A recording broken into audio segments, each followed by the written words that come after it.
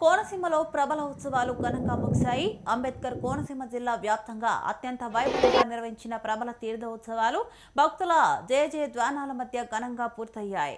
సంక్రాంతి, కనుమ పర్వదినాలను పురస్కరించుకొని గ్రామాన నిర్వహించిన ఈ ప్రబల తీర్థాలకు ప్రజలు పెద్ద ఎత్తున తరలివచ్చారు.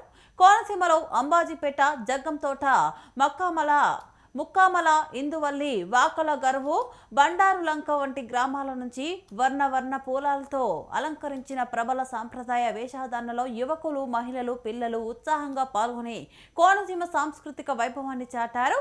గ్రామ దేవతలకు ప్రత్యేక పూజలు, అభిషేకాలు నిర్వహించగా మంగళ వాయిద్యాలు, డప్పు చప్పుళ్లు, జానపద నృత్యాలు ఉత్సవాలకు మరింత శోభనిచ్చాయి. ప్రభలను ఊరేగింపుగా తీసుకెళ్లి పుణ్యనదులు, కాలువలు, చెరువుల వద్ద తీర్థం విడిచే కార్యక్రమం భక్తి భావంతో సాగింది. ఈ సందర్భంగా భక్తులు తమ కుటుంబాల శ్రేయస్సు, పంటల పుష్కలత, గ్రామాల అభివృద్ధి కోసం మొక్కులు చెల్లించారు. భక్తులకు అసౌకర్యం కలగకుండా పోలీసులు, రెవెన్యూ, దేవాదాయ శాఖ అధికారులు పటిష్ట ఏర్పాట్లు చేశారు. ట్రాఫిక్ నియంత్రణ, భద్రతా చర్యలు సమర్థంగా అమలు చేశారు.